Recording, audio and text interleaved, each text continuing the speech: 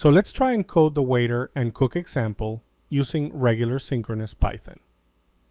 This is what it could look like. The waiter is a function that is taking the order from the customers and synchronously passes them to the cook. As you can see, we're simulating the cook as a function that takes an order and how long it takes to prepare it. It then simulates the cooking by doing a time.sleep and then prints that the order is ready. Save this file as sync.py. Make sure you have at least Python 3.7 installed by doing Python 3 version on the Mac or Python version on Windows. If you get less than 3.7, go ahead and upgrade using Homebrew on the Mac or Chocolatey on Windows. So run the example and you will see slowly but surely all the plates come out.